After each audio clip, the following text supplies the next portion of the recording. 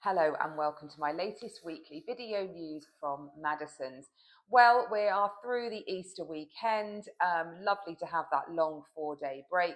And as is usual, we weren't as busy with viewings over that period. It's a time when a lot of sellers are very, very keen to get to market, and it can be good to be on the market to hit those online internet hits over that period. But generally, viewing levels are quite low. We launched a very, very popular property on Bing Road. So one of our diaries was just back to back with viewings there. But generally, it was a quieter time. And you might be surprised. I mean, what's going on in Iran is obviously continuing to unsettle the global headlines. There's two areas it's really affected the UK property market. Firstly, in mortgage rates. So there's so much uncertainty about what's going on that the average 2-year fix now sits at just above 5.5%. That's up over 100 basis points. So a huge increase, almost as big as we saw from the 2022 mini budget result. So certainly a lot of people feeling the pain there on those increased mortgage rates. 17% of deals were withdrawn overnight on one particular night. So it will settle, it will calm. The banks are obviously just working on what they're doing. I think it will absolutely settle and stabilise. But also the other area that's been affected is construction. So construction, all the 17s today, construction is down 17%, mainly because of rising costs and concerns about inflation. And if the housing market isn't got huge projections to increase in value, builders become very nervous that they will be incurring more costs on the construction and not necessarily getting that uplift with what they sell. So that's what's kind of going on nationally. Let's talk to you about what's going on locally. I thought I'd bring you my usual monthly update on the world of Tunbridge Wells and what's been going on. So generally overall, the Tunbridge Wells market continues to show very, very great resilience. Buyers are still out there, they're still committed, and they are still pressing forward with their property plans.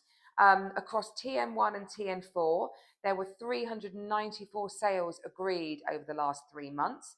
TN4 had the largest share of that at 167, TN2 at 123, TN1 83, and TN3 21. So yeah, the last 4 weeks in particular, 140 sales agreed. So showing that surge through to the spring market. We've certainly felt that at Madison's as well. We've had a great last 4 weeks for sales agreed. Prices achieved though, TN4 still remaining very much the engine room of the Tunbridge Wells market, both in terms of volumes and prices. And the price for TN4 though went down slightly, down 7.1%, which was the biggest drop that we saw. And that reflects those bigger volumes that transact, and therefore you will feel those prices move down a little bit. TM1 was the only one that had a price up. So TM1 very much around that village central area of Tunbridge Wells, Mount Sion, all sort of close around the High Street, Camden Road. Prices there up 4.7%. Very popular with professionals, commuters, first-time buyers. That's their kind of heartland area they love to be in. I mean, the round the village area is lovely, but it can be pricey if you want that off-road parking. So that can be a bit of a challenge. TN2, still the heartland for family properties. So that's the kind of south of the town and also going up to sort of Pembury area as well. So family properties very much dominating there. 4, 5 bedrooms can push easily into 7 figures, but price is down 5.2%. TN3 are more of a selective market, doesn't have the same transaction levels, follows that swathe round from sort of Langton Green, Groombridge, and going round to Lamberhurst. And prices there down 6.5%. Less of a norm you get in TN3. It's difficult to pick up trends because you can have a few big sales that skew things. Property types, still family homes dominating, 4 bedrooms, and 2 and 3 bedrooms doing very, very well also.